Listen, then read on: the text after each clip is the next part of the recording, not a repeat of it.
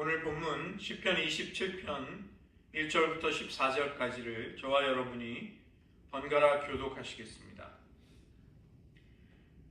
여호와는 나의 빛이요 나의 구원이시니 내가 누구를 두려워하리요. 여호와는 내 생명의 능력이시니 내가 누구를 무서워하리요. 악인들이 내 살을 먹으려고 내게로 왔으나 나의 대적들 나의 원수들이 그들을 시족하여 넘어졌도다. 군대가 나를 대적하여 진칠지라도 내 마음이 두렵지 아니하며 전쟁이 일어나 나를 치려할지라도 나는 여전히 태어나리로다. 내가 여호와께 가야할 한 가지 그것을 구하리니 곧 내가 내 평생에 여호와의 집에 살면서 여호와의 아름다움을 바라보며 그의 성전에서 상하는 그것이다.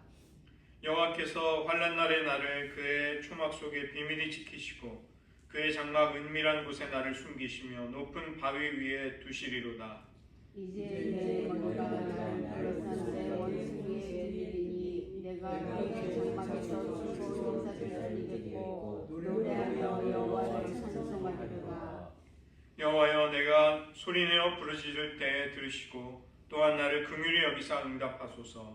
너희는 내 얼굴을 찾으라 하실 때에 내가 마음으로 주께 말하되 여호와여 내가 주의 얼굴을 찾으리이다 하나이다.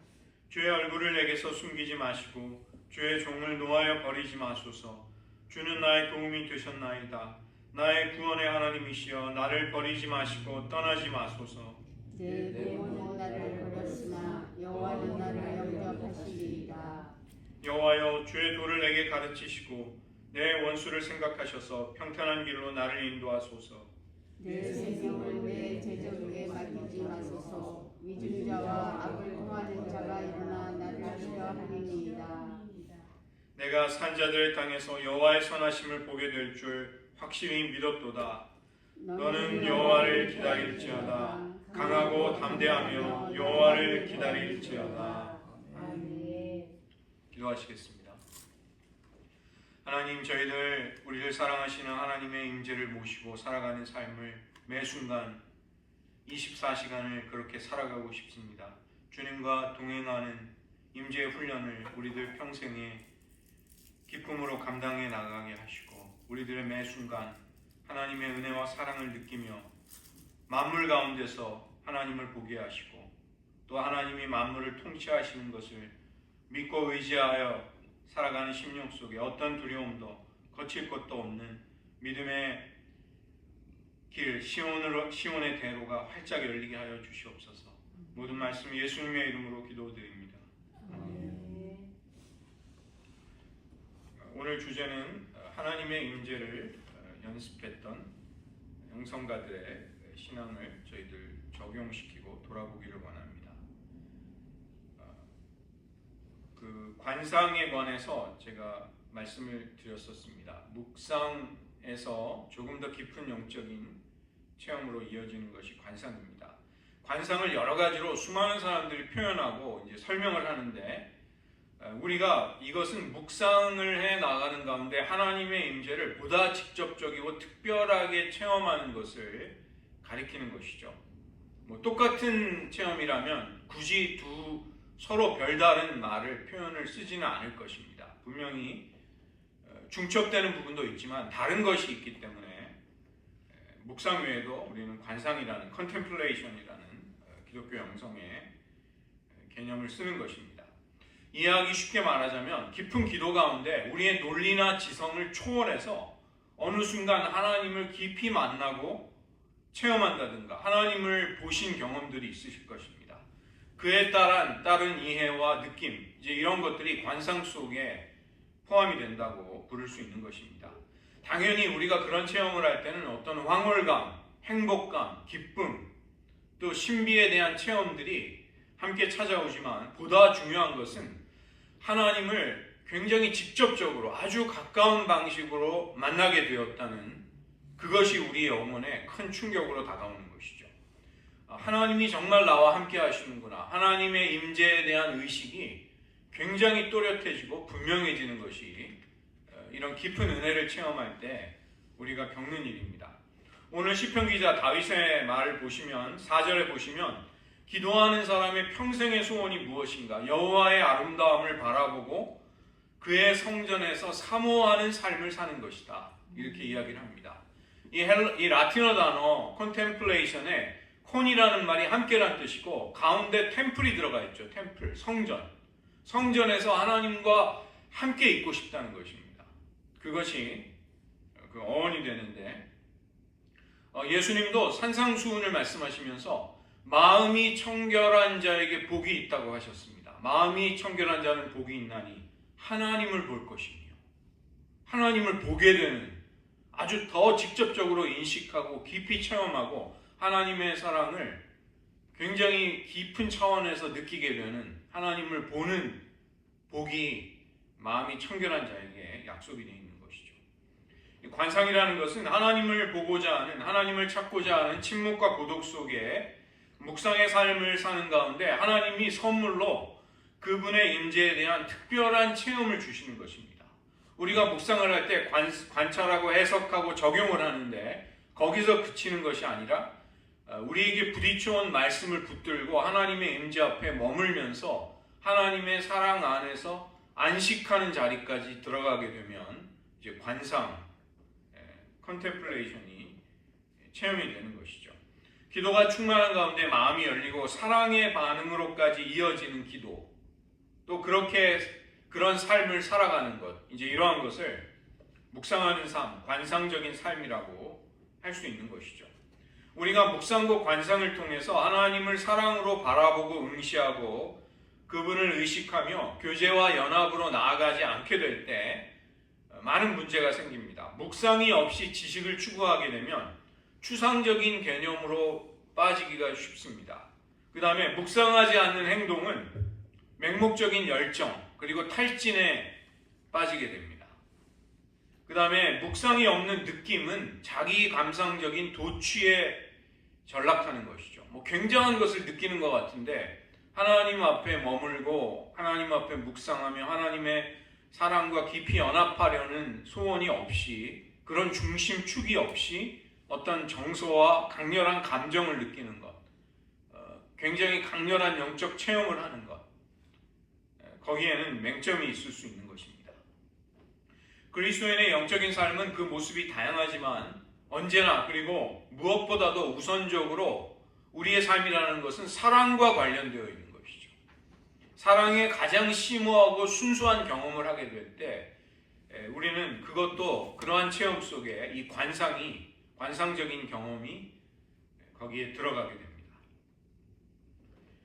즉 하나님의 임재에 대한 경험인데 하나님은 특별한 그분의 뜻에 따라 시기와 방법으로 우리에게 선물로 이것을 주시는 것입니다. 우리가 여러 가지 영적 훈련을 하고 사모함을 가지고 하나님 앞에 머무는데 관상은 우리에게 올 수도 있고 오지 않을 수도 있습니다. 그렇지만 이것은 하나님의 자유로운 의사에 달려있는 선물인 것이죠. 그리고 묵상은 우리가 그 관상적인 삶으로 나아가는 데 있어서 반드시 필요한 과정이지만 꼭 관상을 준비하는 것이 아니라 그것에만 가치가 있는 것이 아니라 하나님의 마음을 마음에 두고 묵상하고 되새김질하고 그 길을 따라 걸으려고 하는 것, 그것 자체도 소중한 것입니다. 이 기독교의 초창기 역사부터 하나님을 사랑하고 사모하던 사람들은 특정한 시간에 특정한 기도의 형태를 가지고 이제 하나님 앞에 나아갔는데 이제 더 큰 갈망이 생기는 것이죠. 우리의 일상 가운데 삶의 평범한 일상 속에서도 언제나 그런 하나님을 만나고 싶다, 하나님을 경험하고 싶다, 하나님과 동행하고 싶다는 간절한 소원들이, 영적인 열망들이 하나님을 사모하고 동행하기 원하는 사람들에게 생기는 것입니다. 그렇게 볼 때 이 관상이라는 것은 만물 가운데 계신 하나님, 그리고 하나님 안에 있는 만물을 발견해 나가는 과정이다. 이렇게 할 수 있는 것이죠. 삶의 매 순간, 우리의 삶의 구석구석에서 아버지 하나님과 함께 동행하는 어린아이와 같은 삶을 살게 되는 것이죠. 비유를 하자면 어린아이가 사랑하는 부모와 함께 손을 잡고 동행하는 삶이, 이런 삶이 이제 하나님 앞에 머무르고 묵상과 관상을 통해 하나님을 찾는 삶이 되는 것입니다. 아이는 부모의 손을 꼭 잡고 모든 광경을 걸어가면서 바라봅니다. 꽃이나 열매를 이렇게 손으로 쓰다듬기도 하고, 그렇지만 계속 눈을 돌려서 다시 부모를 보는 것이죠. 세상의 온갖 신비, 삶의 신비와 신기한 것들에 호기심을 가지고 반응하지만, 또 그러한 것을 찾아내지만 결국 부모의 손을 놓지 않으려고 하는 것입니다. 묵상하는 삶이라는 것은 철저하게 사랑으로 하나님을 향하는 것이죠. 하나님은 사랑이시고 우리는 그분의 사랑 안에서 사랑하며 사랑받기 위해 지음을 받았습니다. 그리고 우리들 안에는 하나님으로부터 오는 사랑과 다른 이들로부터 오는 사랑 가운데서 성장하고자 하는, 인간다운 삶을 살고자 하는 깊은 갈망이 있는 것이죠. 때로는 이 갈망이 왜곡되기도 하지만 그러나 결코 사라지지는 않는 것입니다. 인간의 영혼 안에 본원적인 것, 본래적인 것, 처음부터 있는 것입니다. 하나님은 그 모든 것을 품고 계시고 모든 것 안에서 빛을 발하시고 모든 것, 우리의 삶의 모든 것을 통해 우리에게 다가오십니다. 그래서 우리는 그 안에서 또 그것의 일부 가운데 하나가 되어 살아가려고 노력을 하는 것이죠. 우리가 하나님 앞에 묵상과 관상 속에서 하나님을 만난다는 것은 그래서 신비이고 우리들의 신앙생활에 마치 정말 아름다운 꽃을 피워내는 것과 같은 것입니다. 그분의 사랑 안에 깊이 안식하는, 쉼을 누리는 기쁨을 가지고 모든 삶을 살아가는 것이죠. 주의해야 할 것은 이 관상의 체험 자체가 우리의 궁극적인 목표는 아니라는 것입니다. 관상은 묵상에서 우리가 깊이 하나님의 깊은 은혜를 체험하고 싶다는 것은 목표라기보다 하나님을 추구하는 과정에서 값없이 허락이 되는 은총일 뿐이라는 사실을 명심해야 하겠습니다. 성숙하지 못한 그리스도인들이 기도를 자기의 욕망을 채우는데 오용하기도 하는 것이죠. 기도를 어떤 주문으로 만들려는 사람도 있고, 하나님이 굉장한 성령의 은사를 주셨는데 그것으로 남을 지배하고 돈벌이를 하는 사람들도 생깁니다. 정말로 안타까운 모습들을 보게 되는 것이죠.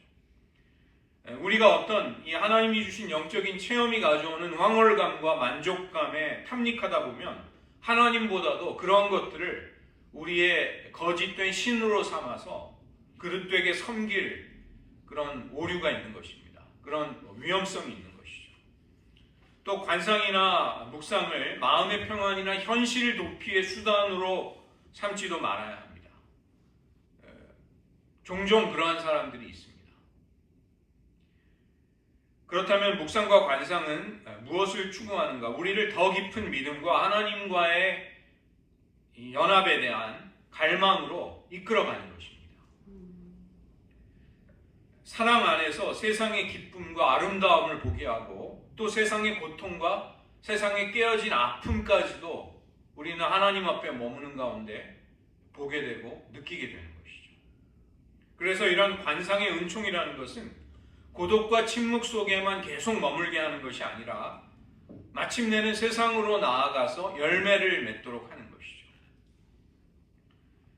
우리가 이 하나님의 은혜를 추구하는 가운데 허락이 되는 온갖 좋은 은사들과 신비에 대해서 그런 하나님의 선물에 감사드려야 하는 것은 그 선물로도 소중하지만 그러한 선물들이 우리를 격려하고 우리를 분발시켜서 하나님의 깊은 은혜를 사모하게 하고 사명의 자리, 세상으로 나아가도록 우리를 구비시키는 것입니다.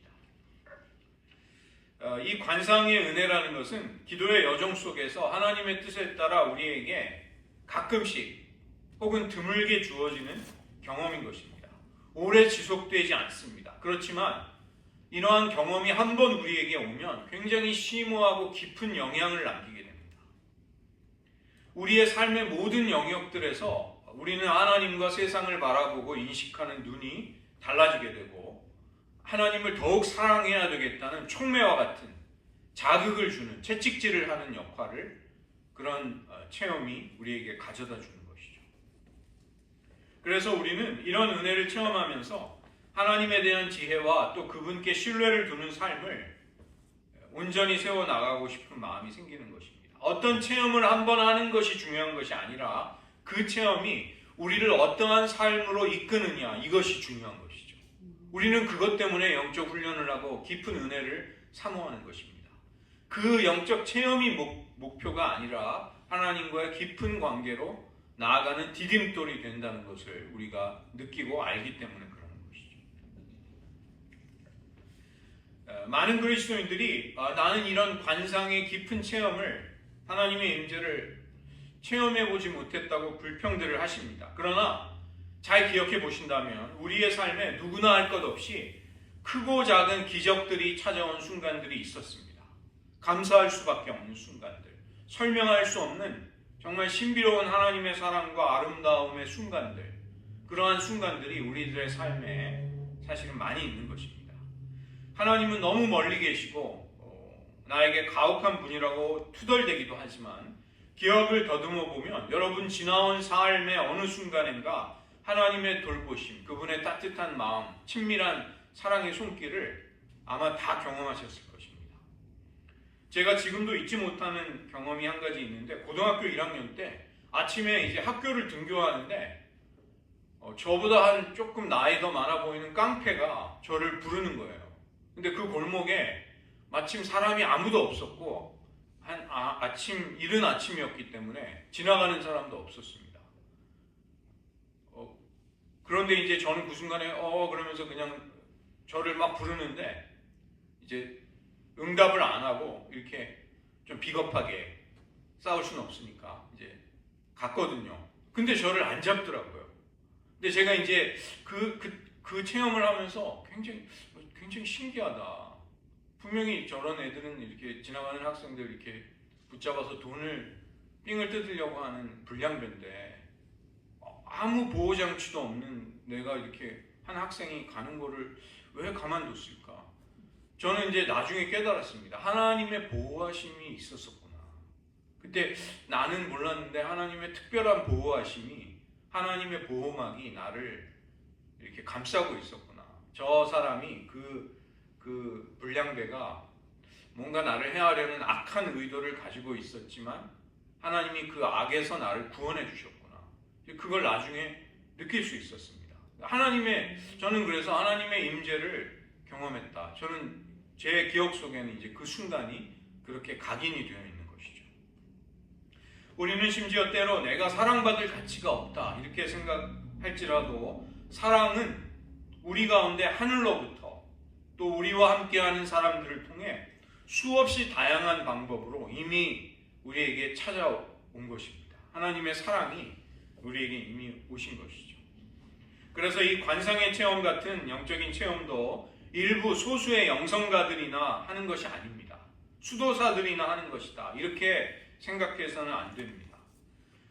왜냐하면 하나님은 언제나 모든 그리스도인들 가운데 계시고 우리들을 바라보시고 우리들의 탄식과 우리들의 기도와 간구를 듣고 계시고 우리와 함께 하십니다. 우리들의 여정을 인도하고 계시기 때문입니다.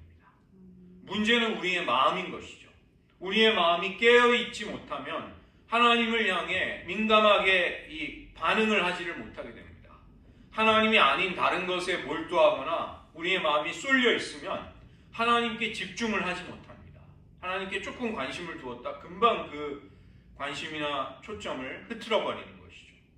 우리의 마음이 비어있지 않고 하나님의 은혜가 아닌 것들로 채워져 있으면 우리는 그것으로 배불러서 하나님을 구하지 않는 사람이 되어버립니다. 그래서 관상적인 체험을 한다는 것은 우리의 마음이 열려있고 우리가 우리 스스로를 방어하지 않고 지금 여기 정직하게 하나님 앞에 머물 때, 존재할 때 거기에서 찾아올 수 있는 것입니다. 하나님을 앙망하고 바라보았던 사람들은 그러한 순간을 삶 가운데에서 자신의 삶 가운데 계속 확장해 나가려고 했던 사람들입니다. 하나님이 부르신 그 부르심의 본질 속에서 나는 내 일생을 살아야 되겠다 이렇게 노력했던 것이죠. 그래서 이 묵상이나 관상은 어떤 왜곡이나 회피, 배제, 도취가 없이 우리 자신을 있는 그대로 우리가 살아가는 세상을 있는 그대로 직면하려고 하는 의지와 정직함과 담대한 갈망이 있을 때 그러한 것들을 경험하게 되는 것이죠. 여러분이 아이였을 때 천진난만할 때를 한번 떠올려 보십시오. 우리 모두는 사실은 다 타고난 관상가들이었습니다. 하나님을 앙망하고 하나님의 신비에 마음이 막힘이 없이 열려 있는 사람들이었죠. 그러나 우리는 성장하면서 대부분 그 어린아이의 천진성을, 순수함을 잃어버리게 됩니다. 세상에 대해 너무 조건화되어서 이럴 때는 이렇게 살아가라, 이렇게 반응해야 된다. 이것이 너무 익숙해져 버린 것입니다. 하나님의 존재와 하나님의 일하심이 우리의 이성이나 우리의 감각에는 잘 포착이 되지 않고 이해하기 어려운 것이 되어버린 것이죠. 우리가 하나님의 인도에 마음을 열고 노력을 한다 할지라도 하나님이 우리를 어떻게 이끄시는지 그 민감하게 하나님의 지시와 하나님의 인도를 우리는 이해하지 못하게 된 것입니다. 그래서 이러한 것들이 불확실하게 된 상황 속에서 우리는 겸손하게 하나님의 신비를 존중하고 하나님이 하는 일, 하나님이 원하시는 일들이 우리의 삶 가운데 조화를 이루고 이루어지기를, 성취되기를 기다리는 것이죠. 잠잠히 묵상하는 가운데 그런 준비와 그런 마음의 태도를 갖출 수 있게 되는 것입니다. 그래서 이 관상의 은혜, 하나님의 임재 앞에 깊이 들어가 볼 수 있는 은혜라는 것은 하나님의 손에 달려있는 선물일 따름입니다. 하나님은 우리의 믿음을 자라기 위해 그러한 것을 주시기도 하고 때로는 그러한 영적인 세계에 대한 감각을, 문을 닫아버리시기도 하는 것이죠. 그럴 경우 우리가 그러한 것을 느끼지 못하고 그러한 영적 체험이 우리에게 오지 않는다 할지라도 하나님은 언제나 어디서나 나와 함께 하신다는 것을, 그 믿음을 붙드는 것이 신앙인의 삶인 것이죠. 그것이 여호와의 율법을 주야로 묵상하고 즐거워하는 사람들이 취해야 할 가장 근본적인 태도인 것입니다. 하나님께서 계시지 않는 곳은 아무 데도 없습니다. 사도 바울이 그리스의 아테네 아레오바고 언덕에 가서 했던 유명한 설교가 사도행전 17장에 나오는데 28절에 보시면 우리가 하나님 안에서 살고 움직이고 존재한다, 이렇게 이야기를 하죠. 그래서 그 수많은 철학가들과 이제 복음에 대한 변론을 했던 것입니다. 하나님은 우리의 호흡보다 우리에게 더 가까이 계십니다. 우리의 자아보다도 우리에게 더 가까운 분이십니다. 그래서 우리가 묵상을 한다는 것은 어떤 체험을 하느냐에 달려있다기보다 언제나 존재해 왔지만 우리가 이해하지 못하고 느끼지 못하고 깨닫지 못했던 하나님의 임재 앞으로 한 발자국 더 가까이 가는 것입니다. 이럴 경우 보지 못하고 믿는 자들은 복되다고 하신 주님의 말씀, 우리는 그 말씀 위에 서는 것이죠. 믿음만이 하나님을 기쁘시게 할 수 있다는 히브리서 11장 6절의 고백 위에 서서 하나님을 바라보는 것입니다. 그래서 이런 깊은 은혜는 하나님이 임의로 주시는 선물이기 때문에 어떤 분의 경우에는 하나님이 일부러 주시지 않는 경우도 있습니다. 그런 은혜를 제한하는 것이 더 복될 때 그렇게 하는 것이죠. 영성에는 관상하고 묵상하는 영성만이 아니라 섬김과 봉사, 말씀 연구와 전파, 전도와 선교, 예술로 은혜를 표현하고 자연 속에서 하나님의 손길을 발견하고 수없이 많은 복된 길들이 있습니다. 우리들의 기질과 우리들의 성향에 맞는 그런 영성의 길을 우리가 개발해 나가고 탐구해 나가는 것이 축복되게 우리에게 활짝 열려 있는 것이죠. 그래서 이 관상이라는 것은 하나님의 사랑 그 자체와 마찬가지로 하나의 선물로 다가오고 우리가 성취할 수 있는 것이 아니죠. 그러나 그럼에도 우리는 왜 이 하나님의 임재 앞에 머물기를 기대하고 사모하고 또 그런 훈련을 해야 하는가? 하나님 앞에 우리 모두는 어린아이일 뿐이라는 것입니다. 그 하나님 아버지께 선물을 받기 위해 손을 내미는 것, 하나님이 얼마나 그런 아이를 기뻐하실까요? 그런 어린 자녀의 모습을 얼마나 대견하게 여기실까요? 이 하나님께 손을 내미는 훈련이 필요한데 하나님은 우리의 사랑이 온전케 되기를 위해서 우리 쪽에서의 진정한 갈망과 자발적인 태도로 하나님을 찾기를 바라고 계십니다. 그래서 우리가 그런 훈련을 하며 하나님 앞에 은혜를 구할 때 하나님은 정말로 기뻐하십니다. 이것은 거창한 것이 아닙니다. 영성훈련이라는 말이 여러분에게 혹시라도 굉장히 수준 높은 굉장한 헌신과 많은 시간을 필요로 하는 굉장히 곤혹스러운 일이다, 이런 인상을 남기시면 안 됩니다. 약간의 훈련입니다. 훈련이라고 해봤자 어린아이도 할 수 있는 훈련, 어린아이와 같아져야지 할 수 있는 훈련, 믿음 안에서 선택받은 자들만이 특권처럼 할 수 있는 훈련, 이것이 경건의 훈련인 것이죠. 관상이라는 것은 깨어있다는 것을 전제로 합니다. 자발적으로 하나님 앞에 마음을 여는 것입니다.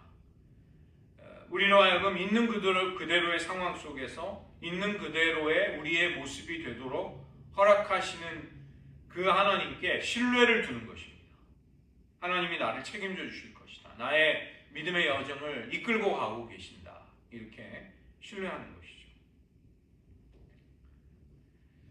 그래서 하나님께서 하시는 대로 맡겨드리는 것입니다. 이것이 굉장히 수동적인 것처럼 보이지만 사실은 그 수동성으로 들어가는 것이 진정한 영성으로 들어가는 관문이 된다고 이제 그런 세계들을 먼저 경험한 분들은 이야기하는 것이죠. 우리가 애착과 집착을 가지고 있는 것들, 어태치먼트, 이게 딱 붙어 있는 것들을 떼어버리는 것입니다. 디태치먼트, 그 집착에서 떨어지는 것, 그것을 필요로 하는 것이죠. 이것은 우리가 어떤 특별한 일이 일어나도록 우리가 하려는 시도를 내려놓는 것입니다. 하나님이 행하실 것이다, 하나님이 역사하실 것이다, 나는 잘 알지 못하지만 하나님이 그 신비로운 하나님과의 교제와 우정과 동행이라는 그 아름다운 길로 나를 이끄실 것이다. 그러기 위해서 우리의 영육간에 여러 가지 그 지각과 감각, 생각, 이런 것들을 그냥 내버려 두어야 됩니다. 자연스럽게 흘러가도록. 이것을, 우리의 생각이나 경험을 자꾸 검열하고 통제하고 이게 맞는가 틀린가 이렇게 시험하려고 해서는 손해가 더 많이 나는 것이죠. 우리의 생각과 경험이 하나님의 사랑에 이끌려서 무언가 자연스럽게 일어나도록, 새로운 방향으로 나아가도록 그것을 통제하려고 하지 말아야 한다는 것입니다. 그러기 위해서 우리는 사실은 상당한 기간을 하나님은 우리가 하나님만을 신뢰할 수 있도록 우리를 이끄십니다. 하나님은 진정으로 신뢰할 만한 분이시라는 것을 우리가 어느 정도 확신할 수 있을 때까지 우리의 믿음을 하나님은 연단하시고 훈련하시는 것이죠. 그래서 우리가 받는 어떤 은혜의 체험의 종류, 그것이 있느냐 없느냐, 얼마나 크냐 적으냐, 이러한 것이 중요한 것이 아니라 처음부터 끝까지 하나님을 신뢰하고 사랑하고 의지하는 그 믿음, 그것이 그분을, 하나님을 기쁘게 해드릴 수 있음을 우리는 붙들고 그리고 나가는 것이죠. 우리 안에서 제가 기독교 영성에 관한 첫 번째 시간에 뭘 말씀드렸는지 기억나십니까? 갈망, 우리 안에 소원, 이것을 제일 먼저 말씀드렸는데, 우리 안에 하나님을 향한 갈망과 그분을 깊이 만나고자 하는 소원이 일어난다는 것은 그것 자체가 은혜입니다. 그것이 하나님이 주시는 선물의 시작이 되는 것이죠. 이것을 깨닫게 하시려고 하나님은 때에 따라서 굉장히 우리에게 깊은 체험을 주셨다가 그것을 호련히 거두어 가시기도 하시는 분이십니다. 우리가 원할 때 안 주시기도 하십니다. 그래서 어떤 분은 비유를 하기를, 이 묵상이나 관상에서 임하는 깊은 은혜라는 것은 풍성하고 넉넉하고 정말 헤아릴 수 없는 그런 식으로 온다기보다는 마치 메마른 사막을 여행하는 여행자가 발견하게 되는 아주 보잘것없는 오아시스와 같다, 이렇게 표현하는 분도 있습니다. 근데 그것이 더 사실은 우리가 실제로 체험하는 은혜 체험에 더 맞는 것이죠. 우리가 묵상하는 너머에 영혼을 충만한 기쁨으로 온통 채워줄 빛나는 오아시스가 존재하는 것이 아니라 도리어 우리의 영혼을 정화시키는 사막이 펼쳐진다는 것입니다. 그런데 그 광야와 사막이 감사할 수밖에 없는 것은 주님이 우리와 동행하시는 가운데 우리는 그 광야를 간다는 것이죠.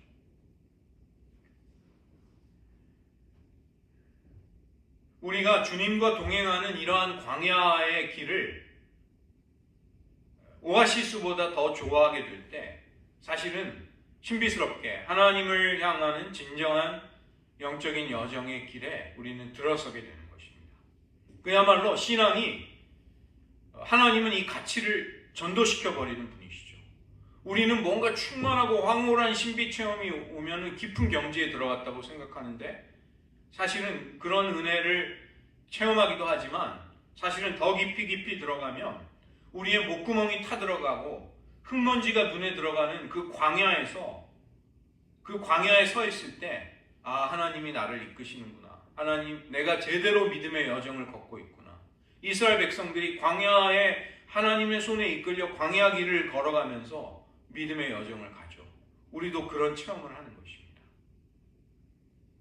우리는 그 광야길에서 우리들의 강팍함, 완고함, 우리들의 못된 성품 이런 것들을 용서받고 연단받게 되는 것이죠. 저와 여러분 모두가 다 한 분 한 분이 절대로 쉬운 분이 아닙니다. 절대로 이렇게 하나님 말씀 듣고 그냥 이렇게 딱 바로 순종해서 딱 바뀔 수 있는 그런 물렁물렁한 사람들이 아니에요. 우리들. 그래서 사랑의 근원이신 하나님과의 관계, 이것이 우리에게 제일 중요한 것이죠. 이 관계를 적극적으로 연습하는 것이야말로 우리를 온전케 해주시는 거룩한 타자 하나님과 우리의 마음과 마음이 이어지게 되는 것입니다.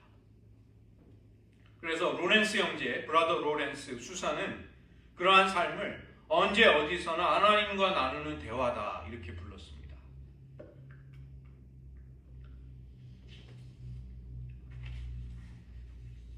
17세기에 파리의 갈멜 수도회 수도사였던 로렌스 형제는 이런 삶을 모든 곳에서 하나님을 발견하는 사랑스러운 응시의 삶이다.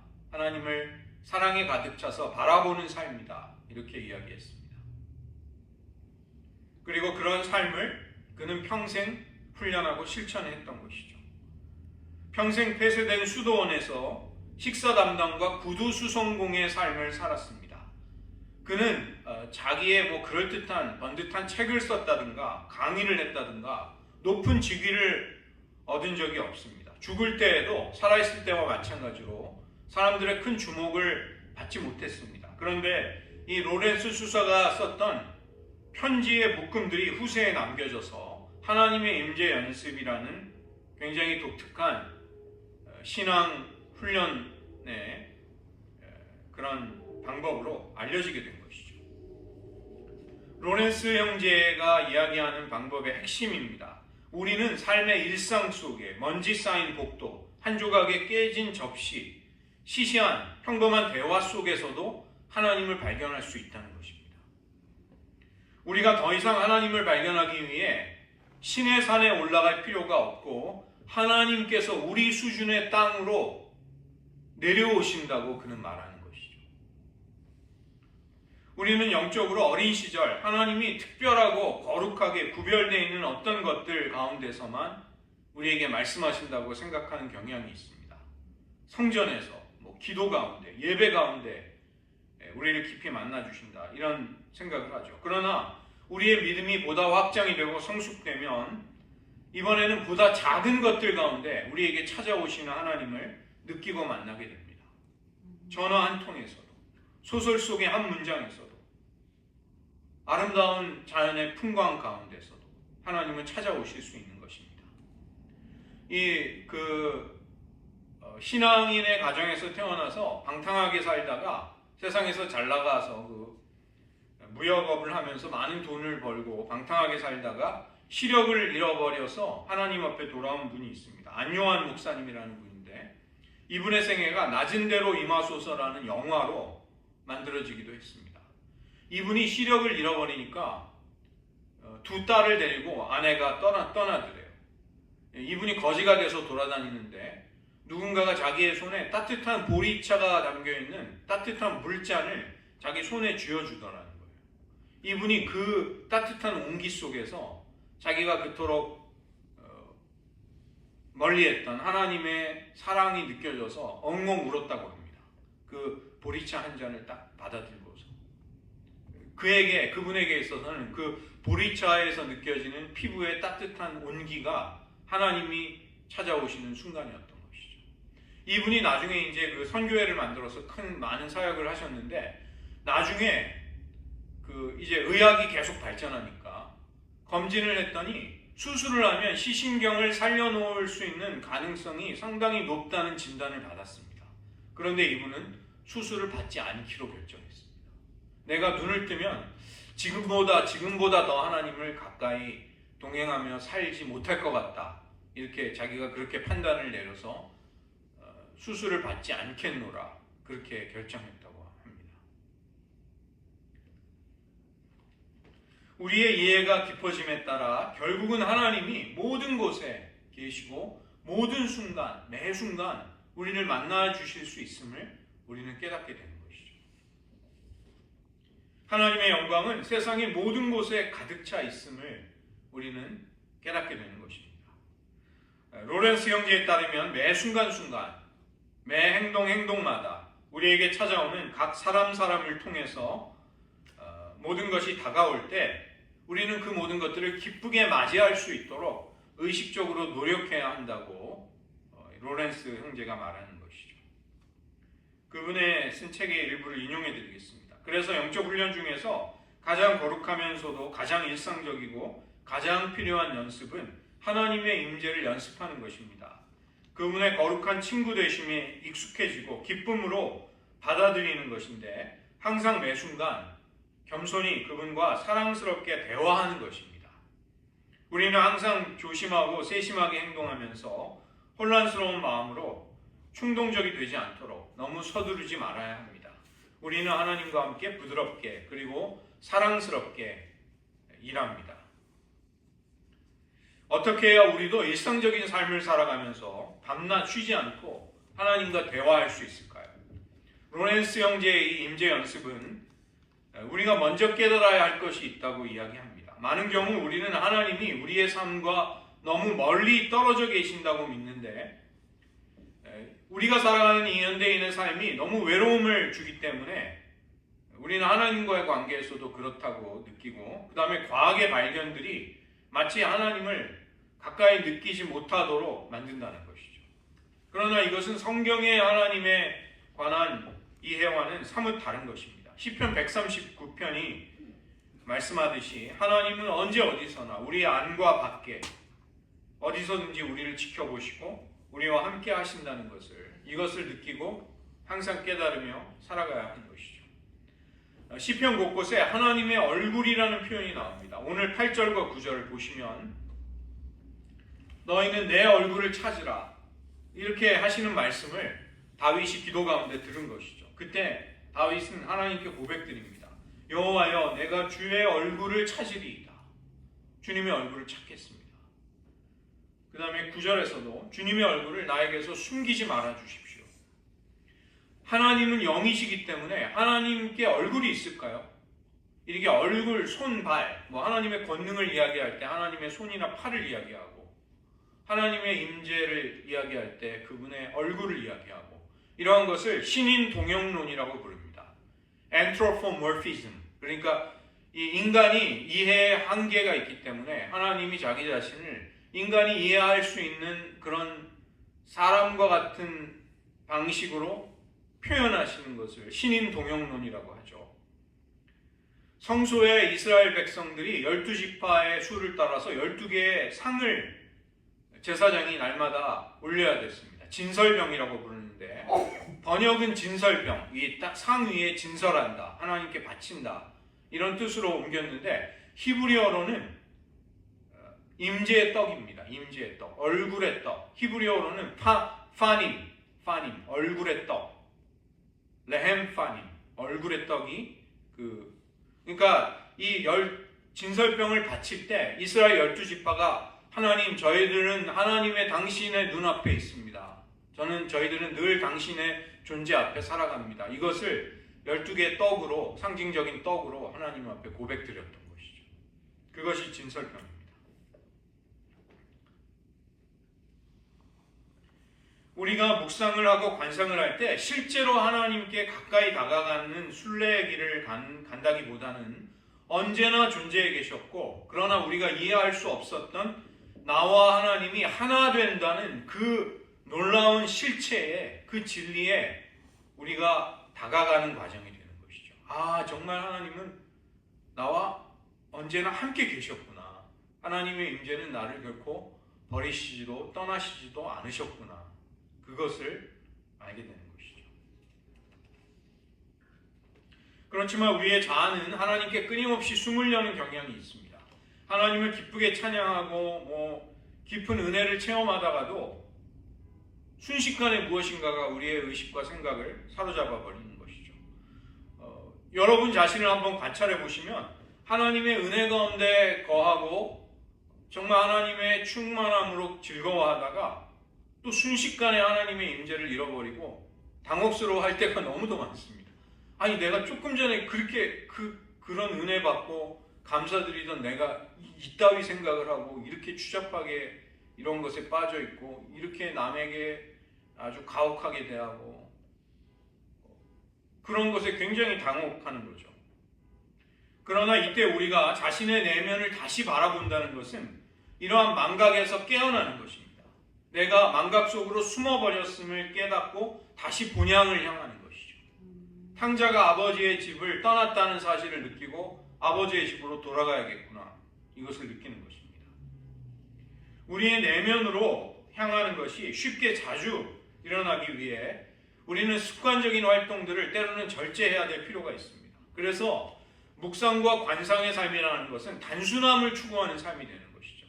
텔레비전이라든가 SNS라든가 과다한 모임 이런 것들을 좀 절제하고 아무리 좋은 것이라 할지라도 열심히 봉사를 한다든가 뭘 배운다든가 돈을 벌기 위해서 경제활동을 한다든가 아무리 좋은 명분의 활동을 한다 할지라도 그것이 나와 하나님과의 교제를 정말 숨막히게 할 정도로 압도하도록 그대로 놔둬서는 안 된다는 것이죠.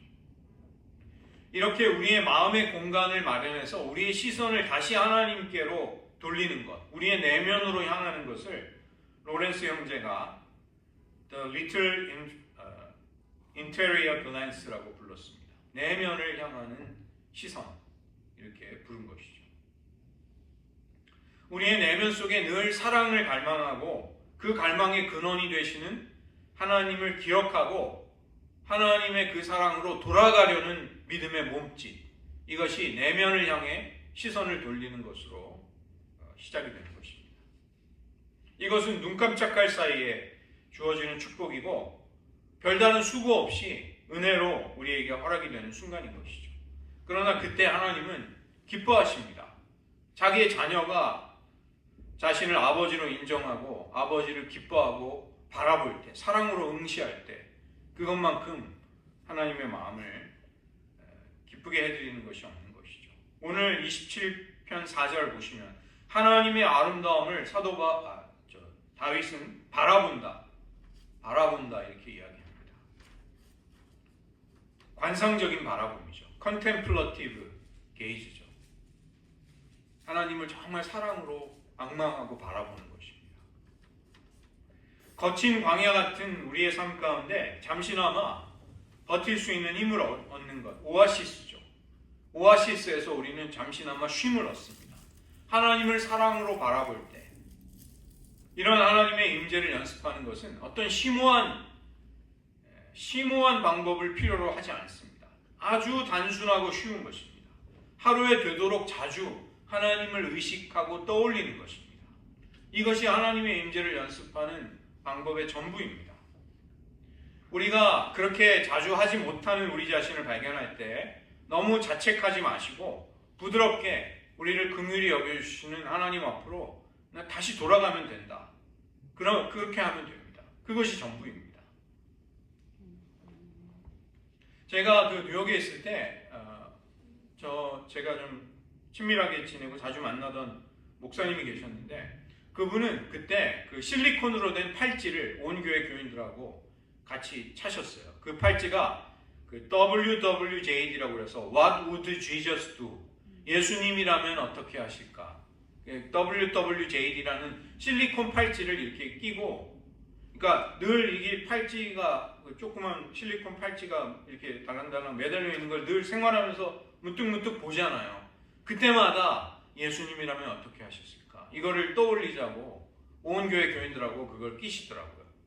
그래서 이제 저희 부부한테도 주셨는데, 저희는 좀 영 익숙하지 않아가지고 조금 꼈다가 도로 빼버렸습니다만, 그분은 온 교회 교인들하고 이제 그걸 하시는 거예요. 하나님의 임재를 자꾸 어떻게든지 떠올리려는 나름대로의 노력을 하시는 겁니다. 여러분이 뭐 알람을 맞춰 놓는다든가, 냉장고 스티커에 뭘 붙여 놓는다든가, 좋아하는 성구를 붙여 놓는다든가, 자동차 백미러에 장식물을 붙인다든가, 굉장히 여러 가지 방법이 있겠죠. 하나님을 좀 나는 떠올리는 그런 걸. 저는 예전에 침묵기도 할 때 희미한 등불을 켜놓고 그 희미한 빛이 주는 상징성을 가지고 도움을 받았는데, 나름대로의 그런 아이디어를 하시면 됩니다. 정신과 의사이면서 십자가의 요한의 영혼의 어두운 밤에 대해 책을 쓴 제랄드 메이라는 정신과 의사가 있는데, 이분의 글을 좀 소개해드리겠습니다. 만일 여러분이 그러한 하나님의 신비를 만나게 되면 환영하고 환대하십시오. 이미지가 없는 임재를 만날 때 그것을 식별하려고 하거나 이름을 붙이려고 하는 대신에 환영하십시오. 파악하지 말고 단순히 인식하도록 하십시오. 하나님의 신비가 여러분 안으로 들어오는 것을 경외감을 가지고 아이와 같이 놀라움으로 바라보십시오. 잠시 밤하늘을 바라보거나 꽃잎을 보십시오. 우리가 존재한다는 단순한 사실, 우리가 하나님의 임재를 알아차리고 의식할 수 있다는 것, 이것이 굉장히 놀라운 것이죠.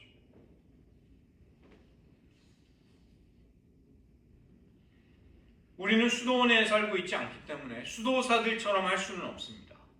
제가 영국의 어거스틴 수도원에 안식년에 다녀온 목사님 이야기를 들었는데, 한국에서 목사 좀 기도를 훈련하려고 왔다고 하니까 네가 좀 기도 좀 하려고 왔어? 그 수도사들이 조금 그렇게 보더래요. 그래가지고 이분이 딱 마음이 내가 분발해야 되겠다고 그랬는데, 정말 놀라운 게 그 수도사들이 새벽 2시인가 3시에 첫 종이 울리면 모여서 기도하고, 그 다음에 들어가서 잤다가 새벽에 또 종치면 또 일어나서 또 모여서 기도하고, 일하다가 기도하고, 정오에 종치면 기도하고, 정말 그렇게 기도를 하더래요. 하루에 7번씩. 물론 오래 기도하지는 않습니다. 딱 모이면 한 20분, 15분, 20분 기도한대요. 근데 그렇게 7번을 기도한다고 생각해 보세요. 거의 하루 종일 기도해야 됩니다. 딴 것에 신경을 못 씁니다. 그렇게 기도한다고 하면. 근데 그렇게 살고 있더라는 거예요. 현대인의 복잡한 삶은 그런 여유를 쉽게 허락하지는 않습니다. 여러분이 해야 할 직장에서의 의무, 또 수많은 생활의 요구들, 잠시라도 한눈을 팔 여유를 주지 않죠. 그렇다면 하나님의 임재를 누리는 것은 우리와 상관이 없는 삶인가? 그런 삶을 특별한 성직자들이나 살 수 있는가? 아니라는 것입니다. 전혀 그렇지 않습니다. 하나님은 우리에게 하나님과 동행하는 임재의 복을 넉넉히 풍성히 누구에게나 주시기 원하십니다. 그 첫 번째 방법이 리트릿을 하는 것입니다. 리트릿. 수양회. 이 피정이라고도, 카톨릭에서는 피정이라고도 하는데, 세상의 온돈스러움을 피해서 고요함으로 들어가는 것, 피정. 우리는 수련회라고 하는데 원어로는 리트릿이죠. 일정한 시간을 할애하는 것입니다. 길게 하면 좋겠지만 그렇게 못하면 단 몇 시간만이라도, 한 1박 2일이라도 일상생활과 가족에 대한 의무로부터 분리된 곳, 세상으로부터 떨어진 한적한 곳으로 들어가 침묵과 고독 속에서 묵상에 깊이 몰두해 보는 시간, 하나님 앞에 머무는 시간, 이것을 가지려고 하는 것이죠. 초대교회 시절을 지나 속사도 시대를 거쳐 사막 교부들과 수많은 사람들이 침묵이 있는 사막으로 나아갔습니다. 현대의 수많은 자극적인 감각들, 그 발버둥 치면서 살아남으려는 생존에 대한 부담감들, 이런 것들을 떨치고 하나님 앞에만 좀 머물러 보려고 하는 것이죠. 열정적인 기도, 자극적인 설교, 감각을 파고드는 찬양, 때로는 이런 것들조차 좀 내려놓을 필요가 있습니다. 우리의 뇌가 그런 것에 중독이 되어 있는 것이죠. 이 육신적으로만 사치가 있는 것이 아니라 영적으로도 사치가 있습니다. 영적인 사치도 좀 내려놓을 필요가 있습니다. 영적으로 너무 부유하고 모든 은혜의 수단들이 너무 풍성한 그런 환경에서 좀 뚝 떨어져서 정말 아무것도 없는 데서 홀로 하나님 앞에 머물러 보는 것. 우리가 하나님보다 하나님이 주시는 은혜에 매달리게 되면 참 사랑이 변질됩니다. 우리의 기질과 성품은 천박해지고 우리의 자아는 욕구의 충족만을 자꾸 원하게 되는 것이죠. 겉으로 보기에는 거룩한 열심인 것 같은데 사실은 자기 자아가 원하는 그릇된 욕구에 대한 갈망이 되는 것입니다.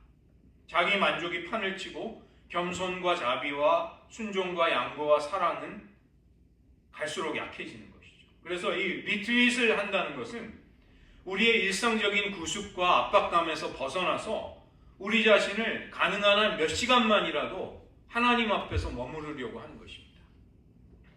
그래서 하나님의 사랑에 우리의 몸을 한번 푹 담가보는 것이죠.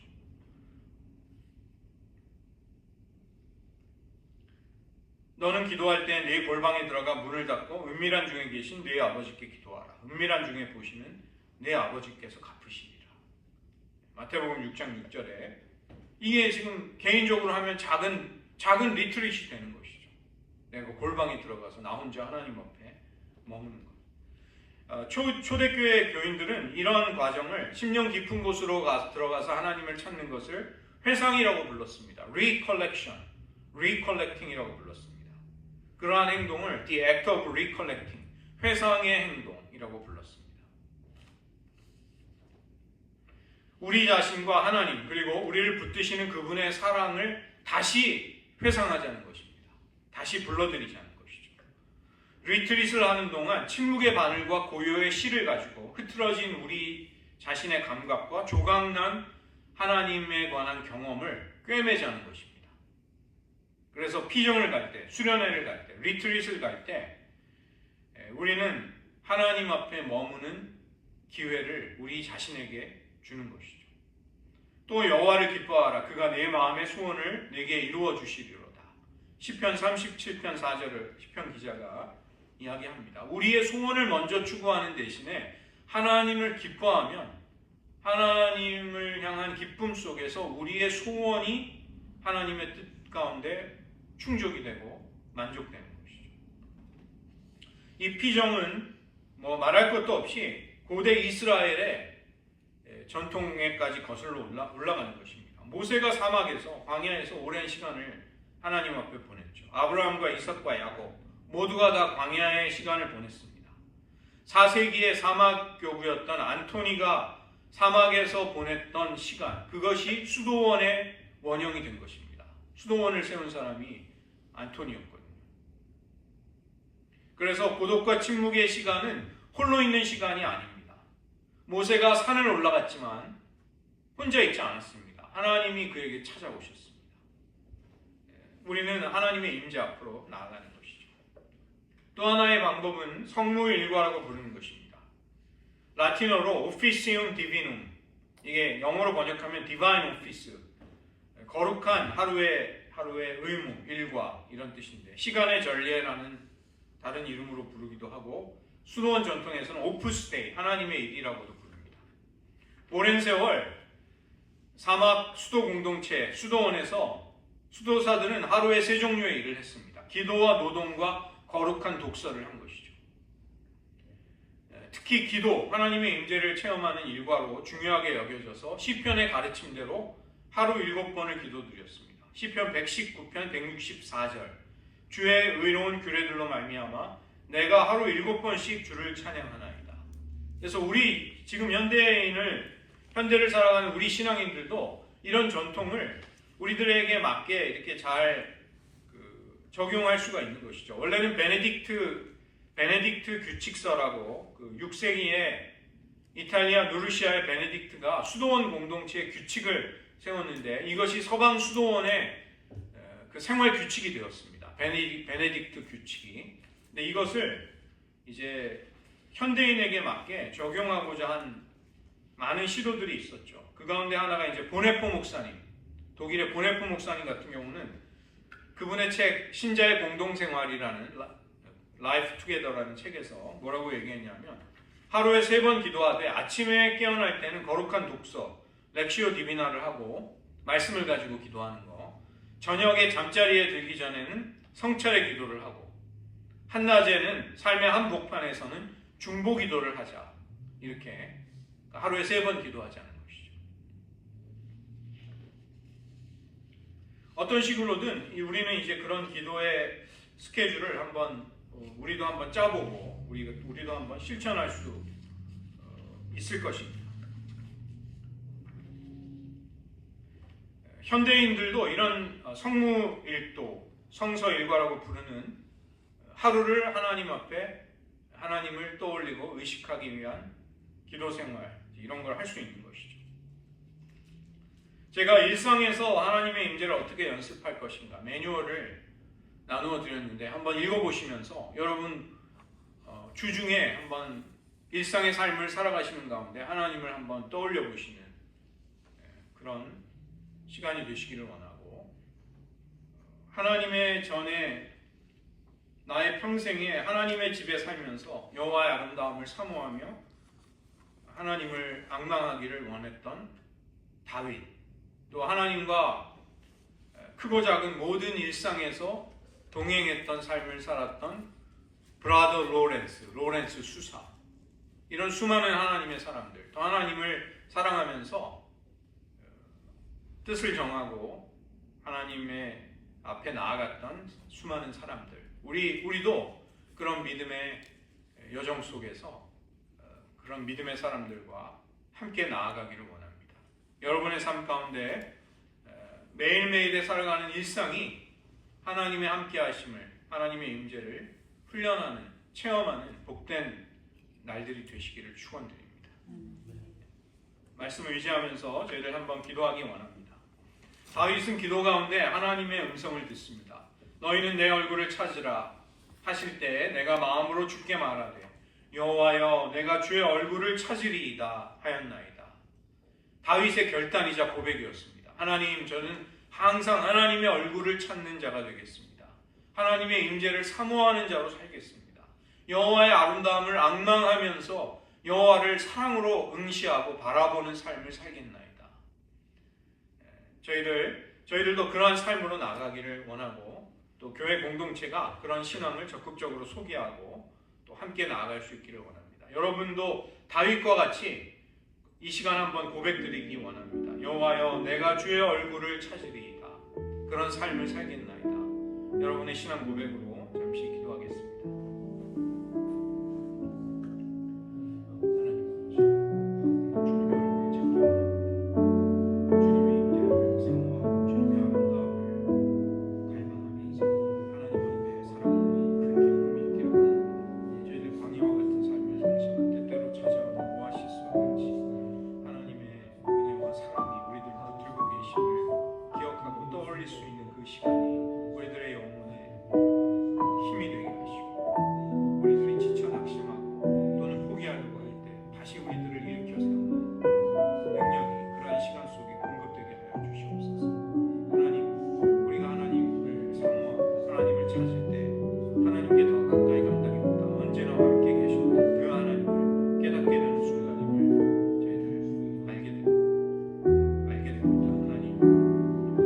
언제나 함께 계신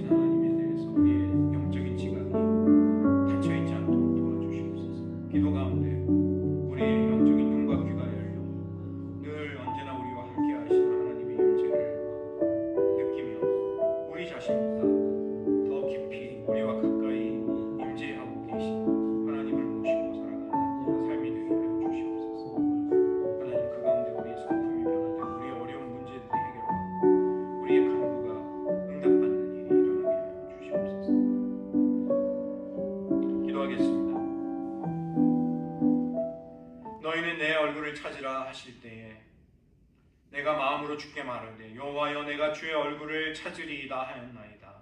하나님, 저희들 다윗과 같이 하나님의 전에 거하며 하나님의 아름다움을 사모하고 주님을 앙망하는 그 삶을 저희들도 살고 싶습니다. 저희들의 일상 매일매일의 순간순간이 주님의 임재를 체험하고 깨닫고 인식하며 주님을 모시고 살아가는 삶이 되기를 원합니다. 우리가 하나님께 갑자기 더 가까이 가게 되는 삶이 아니라 언제나 우리와 함께 계시고 우리 자신보다, 우리의 자아보다도 더 깊은 곳에 우리와 함께 하셨던 그 하나님을 인식하게 되고 깨닫게 되는 순간들이 우리에게 열리기를 원합니다. 하나님, 우리들 광야와 같은 인생의 고된 길을 가다가도 오아시스와 같이 우리에게 문득문득 찾아오는 묵상과 관상의 깊은 은혜 속에서 우리와 함께 하시는 하나님의 사랑을 깊이 경험할 때마다 우리들의 영혼이 새 힘을 얻게 하시고 또 포기하며 낭망했던 모든 일들을 다시금 극복하고 도전하고 성취해낼 수 있는 새로운 능력으로 체험받는 그런 시간이 되게 하여 주시옵소서. 하나님, 우리들 평생에 하나님의 임재를 모시고 하나님과 동행하는 삶으로 날마다 나아가게 하시고 서로를 격려하며 함께 나아가는 믿음의 공동체가 이 교회가 되게 하여 주시옵소서. 모든 말씀 예수님의 이름으로 기도드립니다.